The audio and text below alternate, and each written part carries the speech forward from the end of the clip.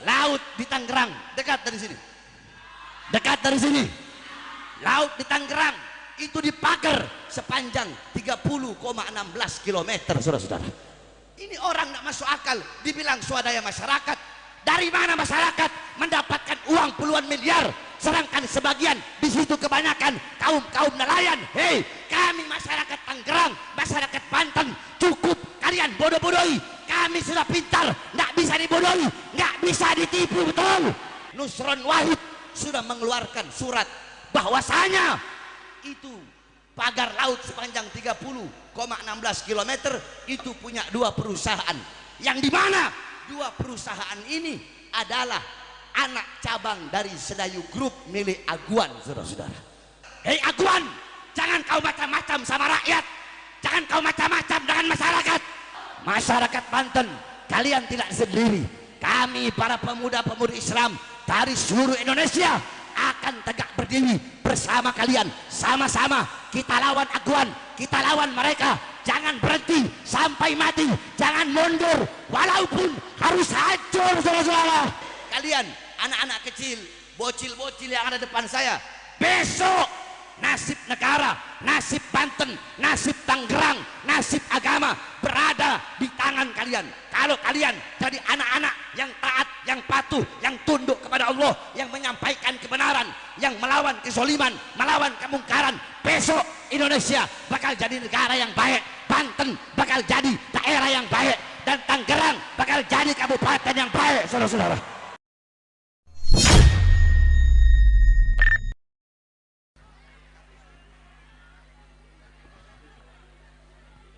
Assalamualaikum warahmatullahi wabarakatuh.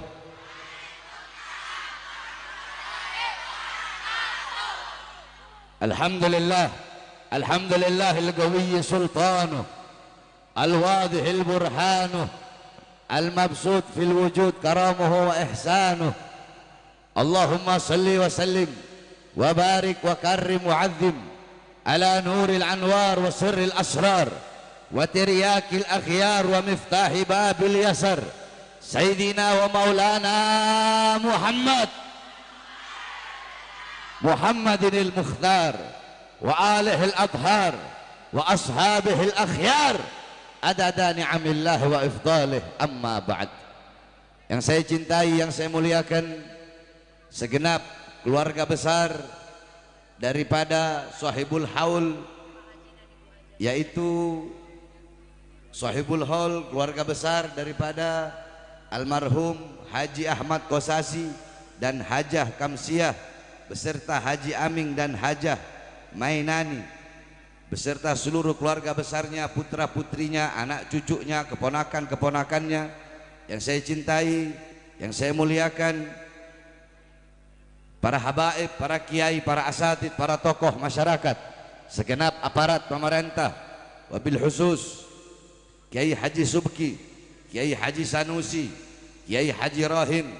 Mudah-mudahan para ulama-ulama kita selalu Allah panjangkan umurnya, Allah sehatkan jasmani dan ruhaninya, Allah permudah urusan dunia akhiratnya, Allah perkuat langkahan kakinya di dalam berdakwah di jalan Allah Subhanahu wa taala.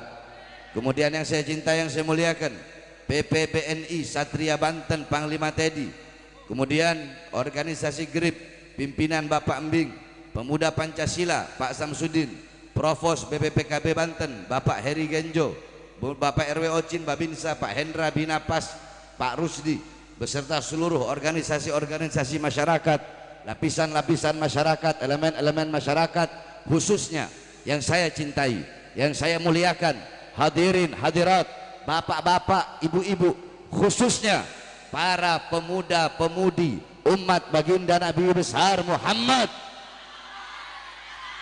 yang selalu dimuliakan oleh Allah Subhanahu wa taala. Saudara-saudara sekalian yang dimuliakan oleh Allah, kita duduk pada malam hari yang mulia ini di tempat yang penuh dengan kemuliaan ini. Ini tempat menjadi tempat turunnya rahmat, ini tempat menjadi tempat turunnya maghfirat, ini tempat menjadi tempat turunnya kasih sayang Allah, ini tempat menjadi tempat turunnya pengampunan dari Allah, hidayah dari Allah, inayah dari Allah. Kenapa? Padahal ini tempat bukan masjid, Ini tempat bukan masjid, ini tempat bukan tempat-tempat yang disucikan. Tapi kenapa tempat ini menjadi mulia? Orang-orang yang duduk pada malam hari ini menjadi orang-orang yang mulia karena duduknya kita di ini majelis untuk menuntut ilmunya Allah Subhanahu wa taala. Kita duduk pada malam hari ini, lidah kalian basah dengan ayat Al-Quran, lidah kalian basah dengan kalimat tahlil, kalimat la ilaha illallah, kalimat tasbih subhanallah, kalimat tamjid, kalimat takbir. Lidah kalian basah dengan bersolawat kepada baginda Nabi besar Muhammad sallallahu alaihi wasallam. Kalian duduk di ini majelis mendengarkan nasihat-nasihat dari para ulama, dari para ustadz, dari para kiai, dari para habaib, duduk di majelis ilmu, duduk di majelis zikir, duduk di majelis sholawat pada malam hari ini, sehingga tempat ini menjadi tempat yang mulia karena ilmu. Tempat ini menjadi mulia karena ilmu, karena zikir, karena sholawat. Tempat ini menjadi mulia dan orang-orang yang duduk di dalamnya menjadi orang-orang yang mulia dan dimuliakan oleh yang maha mulia, yaitu Allah Subhanahu wa taala, sebagaimana dikatakan oleh Sayyidina Umar bin Khattab radhiyallahu an, innallaha lam yahluk fi wajhil ardi turaban afdal min majlisil ilm. Sesungguhnya Allah tidak pernah menciptakan di muka bumi ada tanah, ada debu yang lebih mulia selain daripada tanah dan debu yang dipakai untuk menuntut ilmunya Allah, yang dipakai untuk ngaji. Bahkan saya sampaikan, terpal yang kalian duduki pada malam hari ini, terpal yang engkau duduki, karpet yang engkau duduki di sisi Allah lebih mulia, lebih agung, lebih besar daripada kursi yang diduduki oleh seorang presiden, seorang sultan, dan seorang raja, saudara-saudara. Kenapa? Karena terpal yang engkau duduki di sini, engkau duduk untuk menuntut ilmunya Allah, engkau duduk untuk berzikir kepada Allah, engkau duduk berkumpul bersama orang-orang saleh. Kita duduk di ini majelis dalam rangka Isra Mi'raj Nabi Muhammad, kemudian dalam rangka haul Haji Ahmad Qasasi. Saudara-saudara, ini membuktikan bahwasanya anak-anak yang ditinggalkan oleh almarhum dan almarhumah adalah anak-anak yang saleh dan saleha. Kenapa? Ya, karena putra-putri yang ditinggalkan, cucu-cucu yang ditinggalkan, ponakan-ponakan yang ditinggalkan mengundang kita duduk di sini dalam rangka haul. Haul itu punya 3 makna, saudara-saudara. Haul itu punya 3 arti. Haul yang pertama artinya sekeliling, alladzi barakna haulahu, yang kami berkahi sekelilingnya. Haul yang kedua artinya adalah daya, upaya, la haula wala, tidak ada daya, tidak ada upaya. Haul yang ketiga maknanya 1 tahun. Setiap perputaran waktu 1 tahun itu dinamakan haul. Nah, kita masyarakat Indonesia sudah menjadi adat, sudah menjadi uruf bagi kita bahwasanya kita mengadakan acara-acara haul. Haul itu ada 2. 1, haulnya para aulia, haulnya orang-orang soleh, haulnya para ulama. Contoh di Tangerang ada haul Abuya Uji, kemudian di Banten ada haul Abuya ini, Abuya ini, Abuya ini. Kiai ini di Jakarta ada haul Habib Hussein bin Abu Bakar Idrus luar Batang, ada haul Kiai Haji Abdullah Syafi'i, ada haul Muallim Syafi'i Hazami, ada haul Habib Ali bin Abdul Rahman Al-Habsyi Kuitang. Di Banten ada haul Sultan Maulana Hasanuddin Banten. Kemudian di daerah Jawa Tengah ada haul Haddad, di Pekalongan ada haul Pekalongan, ada haul Tegal, sampai Jawa Timur di Surabaya ada haul Habib Muhammad bin Idrus Al-Habsyi, di Tembel, di Jember. Di Jember ada haul Habib Saleh bin Muhsin Al-Hamid. Di Gresik ada haul Habib Abu Bakar bin Muhammad As-Segaf. Di Pasuruan ada haul Mbah Kiai Abdul Hamid Pasuruan. Kemudian ada haul Habib Ja'far bin Syekhon As-Segaf Pasuruan. Di Banyuwangi ada haul Habib Hadi bin Abdullah Al-Haddar.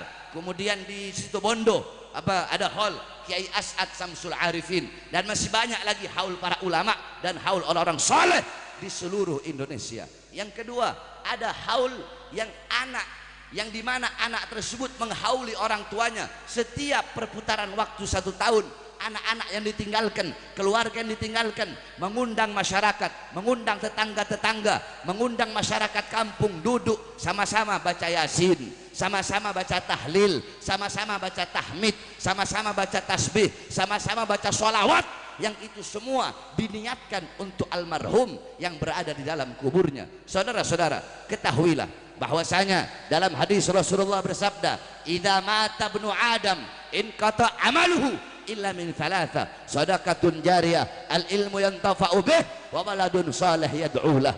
Anak Adam, kita sebagai manusia, kalau kita mati maka terputus amal-amal hidup kita. Masih hidup kita sholat, kalau udah mati dalam kubur kita nggak bisa sholat. Masih hidup kita puasa, dalam kubur kita nggak puasa. Masih hidup kita haji, dalam kubur kita nggak bisa haji. Terputus amal kita. Tapi ada 3 amal yang tidak akan pernah terputus sampai datangnya hari kiamat. Jikalau kita masih hidup meninggalkan 3 amal ini, tidak akan pernah terputus sampai datangnya hari kiamat. Pahalanya akan selalu mengalir walaupun kita sudah tiada, walaupun kita sudah wafat, walaupun nama kita terpampang di batu nisan, walaupun kita jadi bangkai, walaupun kita sudah jadi tanah, tetapi pahalanya akan selalu mengalir sampai datangnya hari kiamat. Apa 3 amal itu? Yang pertama sedekah jariyah, tidak saya bahas. Yang kedua al ilmu yantafa'u bih, ilmu yang bermanfaat, tidak saya bahas. Yang ketiga waladun saleh yad'u lah, anak soleh yang mendoakan kedua orang tuanya. Nah, malam hari ini adalah bukti putra putri yang ditinggalkan oleh almarhum dan almarhumah, yang dihauli adalah putra putri yang soleh yang mendoakan kedua orang tuanya. Saudara-saudara, kita duduk di ini majelis, tadi dibacakan Yasin, pasti diniatkan untuk almarhum almarhumah beserta keluarga-keluarga yang telah meninggal dunia. Saudara-saudara, fadilah Yasin sangat banyak sekali. Salah satu daripada keutamaan Yasin, siapa orang yang membaca Yasin atau dihadiahkan Yasin kelak di akhirat, maka akan Allah berikan kepada orang itu sebuah istana yang temboknya terbuat dari emas putih, tanahnya terbuat dari kasturi. Dalam istana itu ada 99 kamar, di setiap kamar ada 99 ranjang, di setiap ranjang ada 99 kasur, di setiap kasur ada 99 bantal, di setiap bantal ada 99.000 bidadari. Itu Allah persiapkan bagi orang yang suka membaca Yasin. Maka ketika kita menghadiahkan Yasin untuk orang tua kita yang telah meninggal dunia, itulah yang akan Allah berikan kepada orang tua, bapak, ibu, kakek, nenek kita yang telah meninggal dunia. Kemudian tadi dibacakan la ilaha. Dalam hadis qudsi Allah subhanahu wa ta'ala berkata, la ilaha illallah hisni, la ilaha illallah itu adalah benteng pertahananku. Jadi la ilaha illallah itu kata Allah, la ilaha illallah adalah benteng pertahananku. Siapa orang yang membaca la ilaha illallah, maka dia telah masuk ke dalam benteng pertahananku. Siapa orang yang masuk ke dalam benteng pertahananku, maka dia akan aman dari azab-azab dan siksaku. Tadi dibacakan tahlil, dibacakan la ilaha illallah untuk almarhum yang sudah meninggal dunia, maka insya Allah beliau-beliau dalam kubur akan aman dari azab dan siksa Allah subhanahu wa ta'ala. Kemudian tadi dibacakan salawat kepada Rasulullah sallallahu alaihi wasallam, dihadiahkan untuk almarhumah yang berada dalam kubur. Saudara-saudara, dalam hadis dikatakan qala Rasul sallallahu alaihi wasallam, man shalla alayya salatan wahidatan sallallahu alaihi biha asyra, barang siapa yang bersolawat kepada aku 1 kali, maka Allah bersolawat kepadanya 10 kali. Salawat dari Allah adalah rahmat, salawat dari malaikat adalah maghfirat, salawat dari umat adalah da'awat. Nah, saudara-saudara, di kubur Rasulullah, di makamnya Rasulullah, ibu-ibu, di kubur Rasulullah ada 1 malaikat yang Allah tugaskan. Apa tugas ini malaikat? Tugasnya ini malaikat membawakan setiap sholawat dari umatnya, dibawakan di hadapan Rasulullah. Jadi kalau ada umat yang bersolawat kepada Rasulullah, sholawat apapun yang kau baca, kau mau baca sholawat Fatih, Allahumma shalli ala Muhammad al-Fatih lima ughliq wal khatim lima sabaq nasir haqqi bil haqq ila akhir, atau kau mau bawa shalawat tibil qulub, Allahumma shalli ala Muhammad tibil qulubi wa dawaiha wa ifdil abdani wa shifaiha wa dhul absari wa daiha wa alihi wa sahbihi barik wasallam, atau shalawat Ibrahimiyah dan shalawat apapun yang kau baca, itu malaikat bawa di hadapan Rasulullah. Di kuburnya Rasulullah, malaikat berkata, ya Rasulullah, fulan bin fulan, fulan bin fulan, disebut engkau punya nama satu persatu di hadapan Rasulullah, disebut kau punya nama, bahwasanya mereka bersolawat kepadamu ya Rasulullah. Apa kata Rasulullah? Bawa solawat mereka menghadap Allah. Dibawa, kau punya solawat tadi dibawa menghadap Allah. Kemudian malaikat berkata, ya Allah, fulan bin fulan, fulan bin fulan, fulanah binti fulan, fulana binti fulan, disebut kau punya nama satu persatu di hadapan Allah. Mereka bersalawat kepada kekasihmu Muhammad. Apa kata Allah?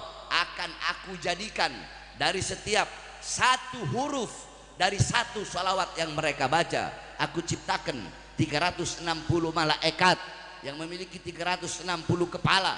Setiap kepala punya 360 wajah, tiap wajah punya 360 mulut, tiap mulut punya 360 lidah. Dan malaikat itu akan memohon ampun kepadaku, kata Allah, atas dosa-dosa orang-orang yang bersalawat tersebut. Orang-orang yang bersalawat itu, malaikat itu memohon ampun atas dosa-dosa mereka, dan malaikat itu tidak akan berhenti meminta ampun atas dosa orang itu sebelum aku mengampuni dosa-dosa orang tersebut. Lihat bagaimana keutamaan dan kemuliaan daripada bersalawat kepada baginda Nabi besar Muhammad sallallahu alaihi wasallam. Oleh karenanya, hadirin hadirat sekalian, bapak-bapak, ibu-ibu khususnya, kalian sebagai orang tua, jangan ngarep. Bapak-bapak, ibu-ibu yang ada di sini, jangan ngarep. Saya berharap nanti kalau saya mati, anak saya bakal bikinkan saya acara hall setahun sekali, ngundang ulama, ngundang ustadz, ngundang kiai, ngundang habaib, ngundang para kiai, sama-sama bacakan doa, bacakan tahlil, sama-sama mendengarkan nasihat-nasihat tentang kematian. Jangan ngarep punya anak seperti itu. Jangan ngarep saya pengen punya anak, nanti kalau saya mati, anak saya tiap Jumat ziarah kubur saya, tiap malam, tiap sholat kirimkan Fatihah, kirimkan doa untuk saya. Jangan ngarep pengen punya anak seperti itu. Jikalau kalian masih hidup, kalian tidak pernah mendidik putra putri kalian dengan pendidikan baginda Nabi besar Muhammad sallallahu alaihi wasallam. Ini yang terjadi zaman sekarang. Bapak-bapak, ibu-ibu, kalian semua lalai di dalam mendidik anak-anak kalian, di dalam mendidik putra putri kalian. Putra putri kalian tidak mengenal Allah, tidak mengenal sifat wajib bagi Allah, sifat mustahil bagi Allah, nggak kenal tauhid, nggak kenal fikih, nggak kenal ilmu, nggak kenal Quran, buta agama, buta Islam, buta iman, nggak kenal ilmu. Anak-anak kalian lebih mengenal musuh-musuh Rasulullah daripada mengenal Rasulullah SAW. Anak-anak kalian, putra putri kalian lebih memilih pakaian-pakaian musuh Rasulullah daripada memakai pakaian-pakaian Rasulullah SAW. Putra putri kalian lebih mengenal para artis, lebih mengenal para pemain-pemain bola, lebih mengenal orang-orang barat, lebih mengenal para musisi-musisi daripada mengenal sosok Nabi Muhammad, sosok sahabat Nabi, sosok ahlul bait Nabi, sosok para ulama, sosok para aulia. Anak-anak kalian buta sejarah Islam, anak-anak kalian buta agama. Kenapa? Karena kalian sebagai orang tua tidak pernah mendidik putra putri kalian dengan pendidikan baginda Nabi besar Muhammad. Wahai para orang tua, wahai para bapak, wahai para ibu, jangan engkau kira engkau putus apa, jangan engkau kira engkau dengan banyaknya amal ibadahmu, banyaknya sholatmu, banyaknya puasa, zakat, haji, sodakoh, terus itu akan menyelamatkanmu kelak di akhirat. Tapi jikalau ketika di dunia kau tidak pernah mendidik anak-anakmu, kelak di akhirat kau datang bawa pahala sholat, bawa pahala puasa, bawa pahala zakat, bawa pahala haji, datang di akhirat bawa pahala yang banyak. Ketika mau dimasukkan ke sorga, datang anaknya, ya Allah, kenapa orang tuaku masuk sorga sedangkan aku masuk neraka? Ya Allah, aku nggak mengenalmu, aku buta Al-Quran, aku nggak sholat. Kenapa? Karena orang tuaku membiarkanku. Ya Allah, ya Allah, aku mabok, aku narkoba, aku main judi, aku melacur, aku zina, aku keluar, aku bergaul dengan orang-orang buruk. Kenapa? Karena orang tuaku tidak pernah melarangku, orang tuaku tidak pernah mencegahku, orang tuaku biarkan aku maksiat, orang tuaku membiarkan aku dalam keadaan bodoh sehingga aku bermaksiat kepadamu. Masa aku masuk neraka sedangkan orang tuaku yang menjadi penyebab aku begini, orang tuaku masuk surga. Akhirnya apa? Yang tadinya orang tuanya datang bawa pahala banyak mau masuk surga, Allah angkat dua-duanya, orang tua dan anak, masuk ke dalam nerakanya Allah Subhanahu wa taala. Mau bapak-bapak? Mau ibu-ibu? Makanya mumpung masih hidup, didik putra putri kalian. Bagaimana Beb cara kami mendidik putra putri kami? Bagaimana Beb cara kami mendidik? Pertama, ibu-ibu dulu. Perhatikan, wahai para ibu-ibu, kalian adalah madrasatul ula, muallima, mudarrisa, muaddiba. Kalian adalah madrasah pertama. sekolah pertama, guru pertama, kiai pertama, pengajar pertama, pendidik pertama bagi putra putrinya itu adalah seorang ibu. Anak-anak di sini jawab, anak-anak semuanya jawab. Waktu kalian lebih banyak sama bapak atau lebih banyak sama ibu? Lebih banyak sama bapak atau lebih banyak sama ibu? Ibu-ibu jawab, putra putri kalian waktunya lebih banyak sama suami kalian atau lebih banyak dengan kalian sebagai seorang ibu? Lebih banyak dengan bapak apa dengan ibu? Ibu-ibu jawab kurang keras. Saudara-saudara, putra putri kalian lebih banyak waktunya dengan kalian. Kalian adalah pendidik pertama, pengajar pertama. Baik buruknya anak, jahat atau rusaknya anak tergantung daripada ibunya. Makanya dalam Al-Quran Allah Subhanahu wa Ta'ala berfirman, nisa'ukum harsul lakum, wanita-wanita kalian adalah ladang bagi kalian. Kita laki-laki, kita yang bercocok tanam, ladangnya adalah perempuan. Kalau ladangnya baik akan menghasilkan tanaman-tanaman dan buah-buah yang baik. Tapi kalau ladangnya kering, ladangnya kerontang, maka akan menghasilkan tanaman-tanaman dan buah-buah yang busuk serta tanaman-tanaman yang rusak. Baik buruknya anak tergantung kalian sebagai seorang ibu. Banyak ibu-ibu zaman sekarang, kalian ibu-ibu zaman sekarang, kalian tahu di mana letak kursi kalian dalam rumah, kalian tahu di mana letak lemari kalian dalam rumah, kalian tahu di mana letak kompor, di mana letak dapur, di mana letak alat make up kalian. Tapi kalian tidak tahu di mana letak anak-anak perempuan kalian ketika malam. Ibu-ibu saya tanya, emas, intan, permata, berlian. Kalian punya emas, intan, permata, berlian. Apakah akan kalian taruh di luar rumah? Atau kalian kunci rapat-rapat dalam lemari? Jawab. Kenapa nggak taruh depan rumah? Nanti dicolong, dicuri. Berarti dikunci rapat-rapat dalam lemari, dalam rumah. Biar kenapa? Biar nggak dilihat sama orang. Kalau dilihat sama orang nanti diambil, nanti dicolong, nanti dicuri. Nah, pertanyaan saya, jikalau emas saja, intan saja, perhiasan saja, uang saja, emas, intan, permata, berlian, uang, barang-barang berharga, kalian kunci rapat-rapat dalam rumah agar tidak dilihat orang. Tapi kenapa anak-anak perempuan kalian umbar di luar rumah bagaikan binatang, saudara-saudara? Ibu-ibu tenang, habis ini baru bawa bapak, tenang. Ada waktunya mereka. Ibu-ibu dulu baru bapak, tenang ibu-ibu. Nah, ini yang terjadi saudara-saudara, banyak di luar sana. Makanya ibu-ibu, kau pulang dari sini, kau tanya, kau punya putra putri, sudahkah mereka mengenal Rasulullah? Siapa nama bapaknya Rasulullah, ibunya Rasulullah, kakeknya Rasulullah, neneknya Rasulullah, putra putrinya Rasulullah? Siapa menantunya Rasulullah, para sahabat-sahabat Rasulullah? Kalau putra putri kalian tidak tahu, maka kalian telah gagal dalam mendidik putra putri kalian dengan pendidikan Nabi Muhammad. Ibu-ibu mau tahu bagaimana Sayyidina Ali dan Sayyidatuna Fatimah di dalam mendidik anak-anak perempuan beliau? Saudara-saudara, setiap malam rumah Sayyidina Ali selalu gelap, nggak pernah ada cahaya, nggak pernah menyalakan lentera. Rumah kayak begini nih, gelap semua dalamnya.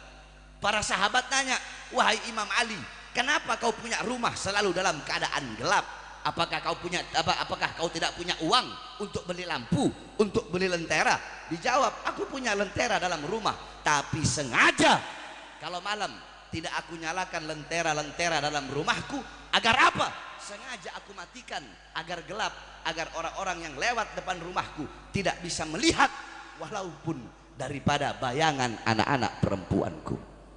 Bayangan anak perempuan beliau tidak rela dilihat oleh orang lain. Tetapi putri-putri kita umbar, kita biarkan. Bahkan di kampung-kampung itu biasanya kalau maghrib ayamnya belum kurang dicari, betul? Kambingnya maghrib belum kurang dicari. Anaknya sampai jam 11 malam nggak pulang-pulang pacaran, nggak pernah dicari. Bahkan kalau pacar anak perempuannya datang ke rumah, ibunya yang matikan lampu, saudara-saudara. Ibunya yang jadi tim sukses untuk anaknya bermaksiat dan berbuat dosa kepada Allah Subhanahu wa Ta'ala. Oleh karenanya, kembali ke jalan Allah, wahai para ibu-ibu, dengarkan nasihat saya, didik putra putri kalian dengan pendidikan Nabi Muhammad SAW. Sebab tidak ada pendidikan yang lebih mulia selain daripada pendidikan baginda Nabi besar Muhammad. Yang terakhir, kepada para bapak-bapak, bapak-bapak kalian mencari nafkah, kalian kerja pagi, siang, sore, malam, kalian pergi pagi, pulang malam, pergi malam, pulang pagi. Untuk apa? Untuk cari nafkah.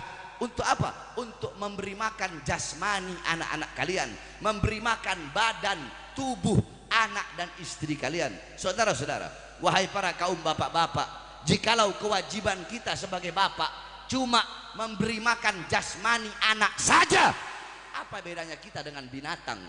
Kita belum bangun cari makan buat anak istri, binatang udah duluan bangun cari makan untuk anak istrinya. Betul? Betul nggak saya ngomong? Suami-suami nih belum keluar rumah cari nafkah untuk anak istrinya, binatang udah duluan dia cari nafkah, cari makan. Burung itu dia keluar, dia cari makan untuk anak-anaknya, memberi makan jasmani. Jadi kalau kewajiban kita sebagai bapak cuma memberi makan jasmani anak saja, maka tidak ada beda dengan binatang. Ada yang lebih penting daripada memberikan jasmani, memberi makan jasmani anak-anak kita, daripada memberikan makan badan anak-anak kita. Apa yang harus kita pentingkan, yang harus kita utamakan? Yaitu memberi makan jiwa, hati dan ruh anak-anaknya kita. Bapak-bapak, ibu-ibu, hati 3 hari nggak kena ilmu, itu hati menjadi mati. Berapa hari? 3 hari hati nggak kena ilmu, itu hati menjadi mati. Karena makanan bagi anak-anak kita, hati, jiwa dan ruh anak-anak kita, makanan mereka adalah ilmu. 3 hari nggak kena ilmu, hati menjadi mati. Maka tanyakan kepada diri kita sebagai orang tua, sebagai bapak, sebagai ibu, telah berapa lama kita menjadi sebab hati anak-anak kita mati, sehingga tidak mengenal Allah, tidak mengenal Rasulullah, tidak mengenal jalan para as-salafun as-salih, tidak mengenal jalan takwa, tidak mengenal jalan ilmu, tidak mengenal jalan amal, tidak mengenal jalan wara', tidak mengenal jalan khauf, tidak mengenal jalan Rasulullah, tidak mengenal jalan Sayyidatuna Khadijah, tidak mengenal jalan Sayyidatuna Aisyah, tidak mengenal jalan Sumayyah binti Khabbab, tidak mengenal jalan Ummu Salamah, tidak mengenal jalan Nusaybah Hamiyatul Islamiyah, tidak mengenal jalan Sayyidina Abu Bakar As-Siddiq, tidak mengenal jalan Sayyidina Umar bin Khattab, tidak mengenal jalan Sayyidina Utsman bin Affan, tidak mengenal jalan Sayyidina Ali bin Abi Thalib, tidak mengenal jalan para sahabat, para tabi'in. Kenapa?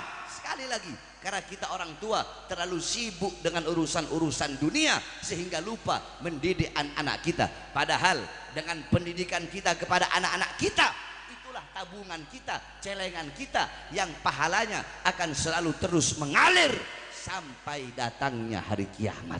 Makanya saya tanya bapak-bapak yang ada di sini, mulai yang telah tadi saya sampaikan, apakah bapak-bapak akan lebih mengutamakan jasmani atau ruhani anak-anaknya? Mana yang harus kita utamakan sebagai orang tua, sebagai bapak? Ayo bapak-bapak jawab, jasmani apa ruhani? Jasmani apa ruhani? Ini suara bapak-bapaknya mana ini? Jasmani apa ruhani? Aduh, belum saya bahas pagar laut udah begini. Bagaimana saya bahas pagar laut, nggak jadi deh.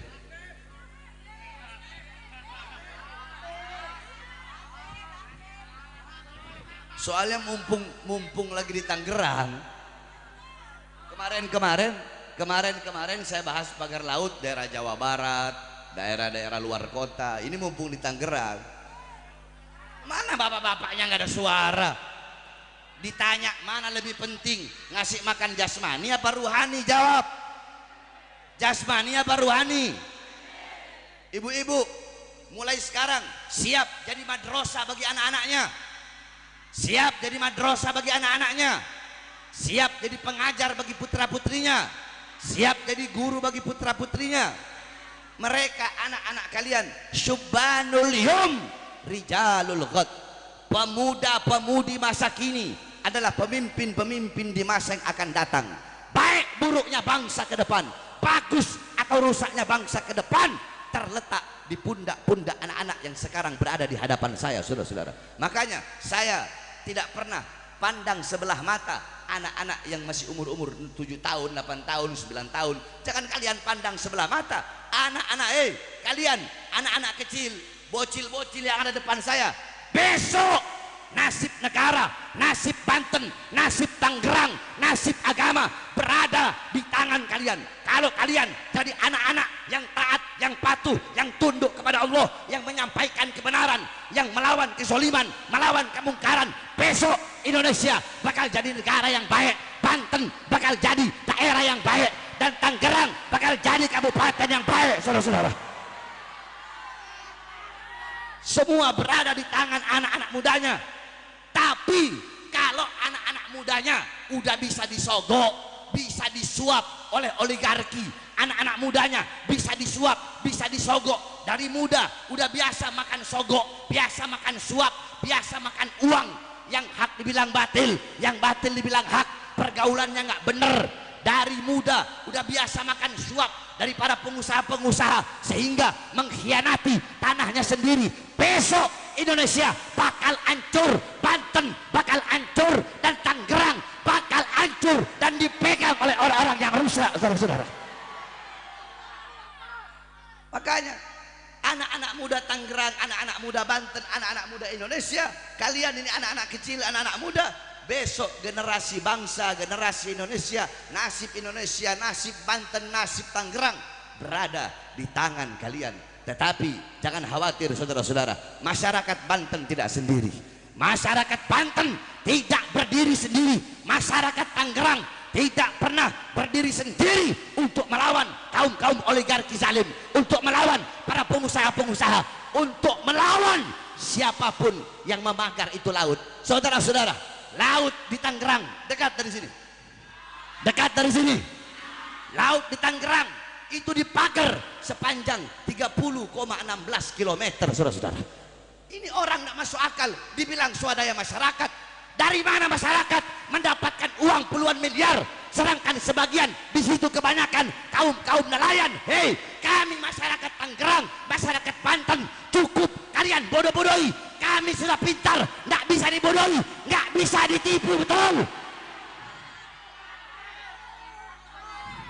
Saudara-saudara, Menteri ATR Nusron Wahid sudah mengeluarkan surat bahwasanya itu pagar laut sepanjang 30,16 km itu punya dua perusahaan, yang dimana dua perusahaan ini adalah anak cabang dari Sedayu Group milik Aguan, saudara-saudara.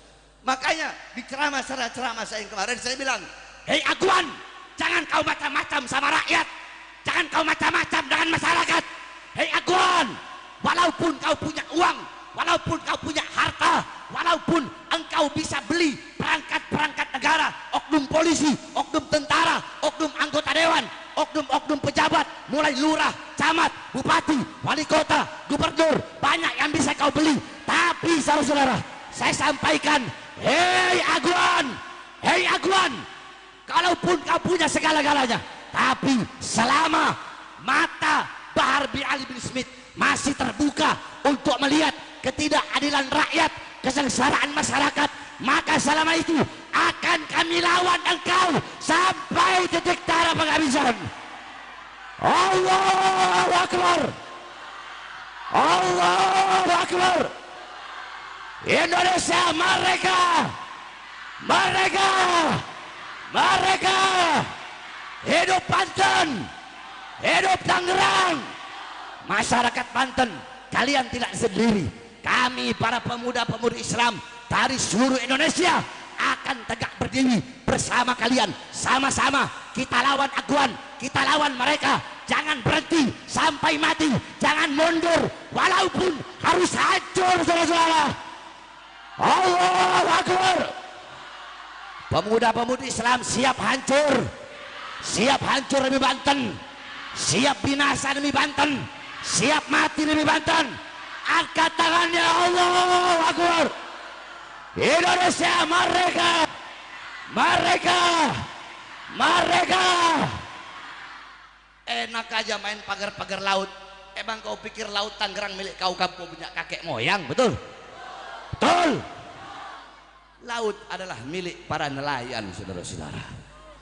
Saudara-saudara, mentang-mentang punya uang, punya segala-galanya, invest sana, invest sini, invest di IKN, terus mau seenak-enaknya sama rakyat.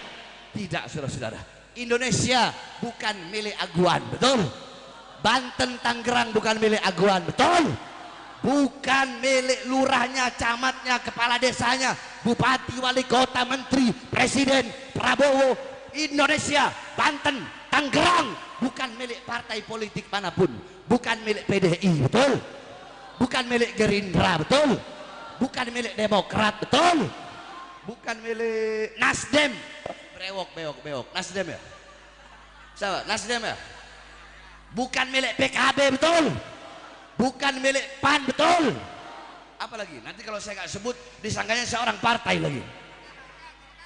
Apa? Bukan milik Golkar, betul? Bukan milik Hanura, betul? Bukan milik PKB, P3, PAN, PKS, bukan.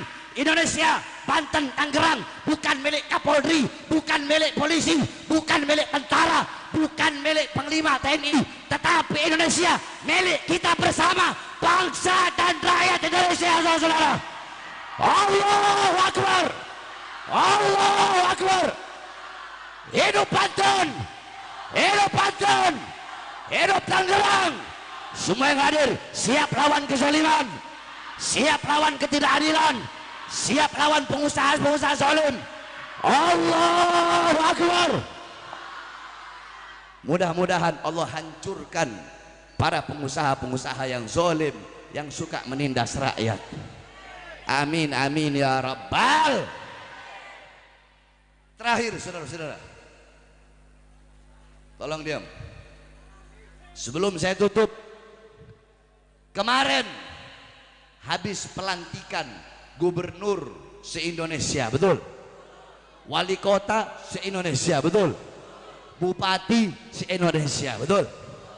Kami ingin sampaikan, hei para gubernur, hei para wali kota, hei para bupati yang kemarin dilantik, kalian mendapatkan amanat dan mandat dari rakyat dan masyarakat, betul? Maka hendaknya amanat dan mandat tersebut kalian gunakan dengan sebaik-baiknya untuk berpihak kepada rakyat, mensejahterakan rakyat dan menguntungkan rakyat, melayani rakyat dan masyarakat, betul? Kalau ada keputusan-keputusan kalian atau peraturan-peraturan kalian atau kebijakan-kebijakan kalian yang menguntungkan rakyat, yang mensejahterakan rakyat, yang mempermudah rakyat, yang memajukan rakyat, saya tanya, rakyat dukung atau tidak? Dukung atau tidak? Kurang keras, dukung atau tidak? Dukung atau tidak? Dukung atau tidak? Kita akan dukung 1000%, betul? Kita akan bantu sama-sama berjuang untuk membangun bangsa ini, betul? Tapi kalau keputusan, kebijakan dan peraturannya menguntungkan dan mensejahterakan rakyat. Tapi kalau ada keputusan, kebijakan, peraturan yang menyengsarakan rakyat, tidak pro kepada rakyat, bahkan tidak adil kepada rakyat, membuat rakyat lapar, membuat rakyat kehausan, membuat rakyat pengangguran, maka rakyat akan bangkit untuk melawan mereka semua, saudara-saudara. Allahu Akbar. Nggak ada urusan. Saya 13 kali keluar masuk penjara gara-gara ini, saudara-saudara. Saya bela bangsa, saya bela rakyat. Yang saya bela masyarakat kecil, masyarakat susah, rakyat yang kelaparan, rakyat yang menderita. Maka bagi saya, jangankan hanya di penjara. Penjara risiko paling kecil bagi saya. Demi bangsa, demi rakyat, demi NKRI, demi Bhinneka Tunggal Ika, nyawa saya, jiwa saya, darah saya murah harganya, tumpah untuk bangsa dan rakyat Indonesia, saudara-saudara. Allahu Akbar. Indonesia merdeka, merdeka, merdeka. Allahu Akbar. Maka tanamkan dalam hati kalian bahwasanya hubbul watan minal iman, cinta tanah air, cinta NKRI, cinta merah putih, cinta Garuda, itu bagian daripada kesempurnaan iman. Kita doakan mudah-mudahan para pemimpin-pemimpin kita, mulai dari RT, RW, lurah, camat, bupati, wali kota, gubernur, menteri, presiden, anggota dewan, polisi, tentara, jaksa, dan seluruh aparat-aparat negara menjadi aparat-aparat yang baik, yang adil, yang mensejahterakan rakyat, yang memihak kepada rakyat.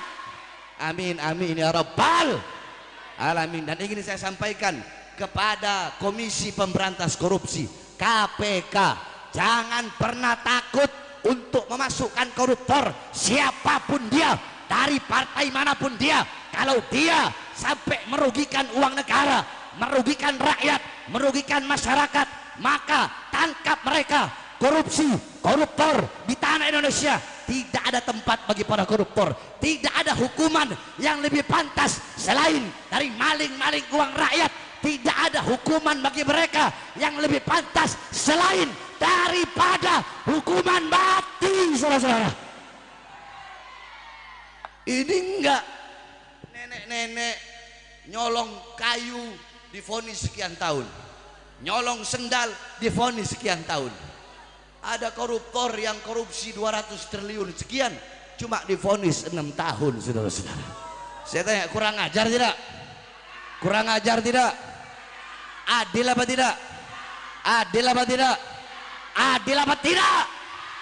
Makanya saya sampaikan, KPK tidak boleh takut untuk menyeret siapapun yang terlibat korupsi untuk masuk ke dalam penjara.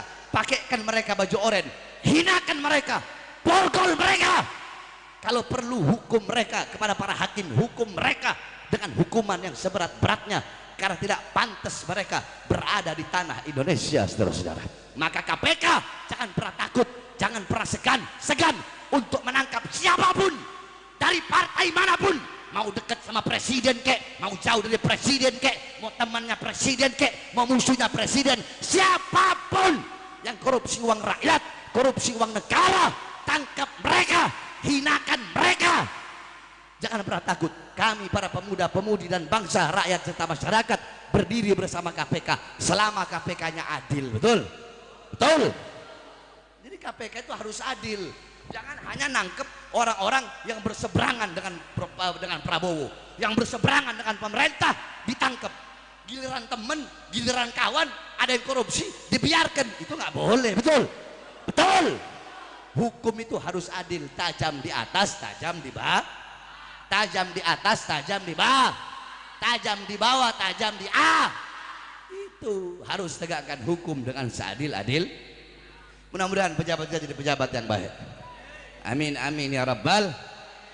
Terakhir kita doakan seluruh keluarga besar Bapak Haji tadi yang menemani saya beserta seluruh putri-putri putranya semua, sahibul bait, sahibul hajat. Mudah-mudahan Allah kabulkan semua hajat-hajatnya. Allah luaskan rezekinya. Begitu juga yang hadir di sini, semua kita Allah berikan rahmat, kasih sayang, pengampunan, hidayah. Tidak keluar dari ini majelis kecuali Allah ampuni dosa-dosa kita, dosa-dosa yang telah lalu, dosa-dosa yang akan datang, dosa-dosa yang besar, dosa-dosa yang kecil. Kita keluar dari ini majelis menjadi kepribadian yang lebih baik dari sebelum kita duduk di ini majelis. Jadi kepribadian yang lebih soleh sebelum kita duduk di ini majelis. Amin amin ya rabbal. Dan kita masuk bulan Ramadan, bentar lagi bulan Ramadan. Bapak-bapak, ibu-ibu, adik-adik sekalian, tazkiyatun nafas, tadhirul qulub, sucikan hati, bersihkan jiwa untuk masuk bulan Ramadan, sehingga masuk bulan Ramadan dalam keadaan suci, keluar dari bulan Ramadan lebih suci dari sebelumnya. Amin amin ya rabbal alamin. Allahumma barik lana fi Rajab wa Sya'bana wa balighna Ramadana. Allahumma barik lana في رجب وشعبان وبلغنا رمضان. اللهم بارك لنا في رجب وشعبان وبلغنا رمضان. اللهم افتح لنا فتوحات العرشية والرحمة والبركة والهداية والعناية فإنك خير الفاتحين. بسم الله بابنا تبارك حيطاننا ياسين سقفنا كاف ها يا عين صاد كفايتنا حاميم عين سين كاف حمايتنا فسيكفيكهم الله وهو السميع العليم. فسيكفيكهم الله وهو السميع العليم. Duduk. Ayo bapak-bapak yang punya flash, ibu-ibu semua nyalakan flashnya. Ayo flashnya lain. Ayo PHB mana PHB? Yang keras suaranya ya.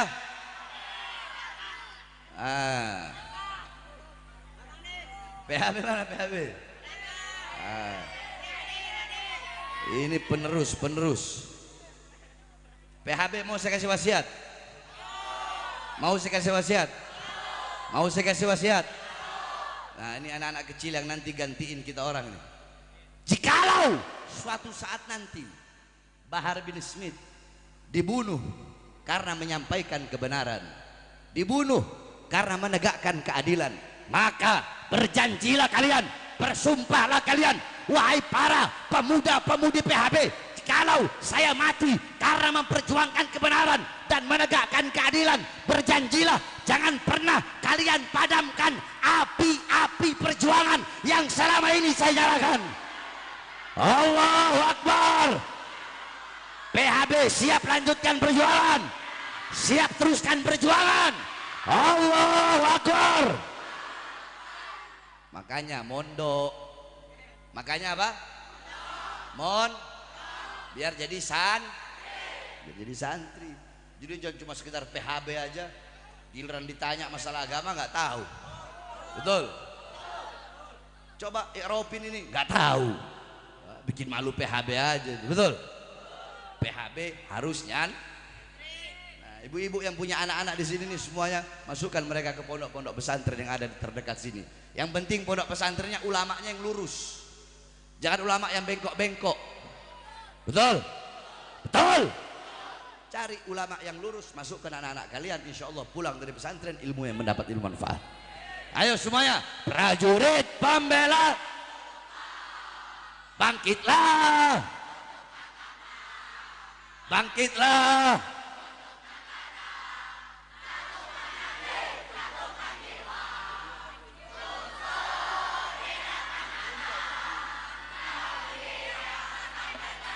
Berdarah,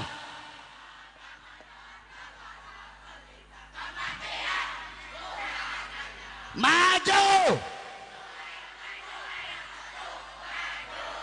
habisi pengkhianat bangsa. Kami berjanji,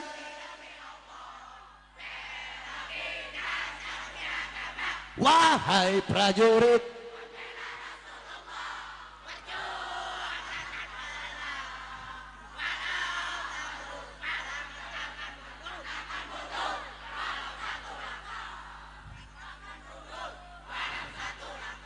saya tanya PHB lawan pengkhianat bangsa, maju atau mundur? Maju atau mundur? Maju atau mundur? Siap mati di NKRI, siap binasa di Indonesia. Allahu Akbar. Indonesia merdeka, merdeka.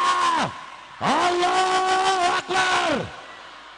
Walafu minkum. Wassalamualaikum warahmatullahi wabarakatuh.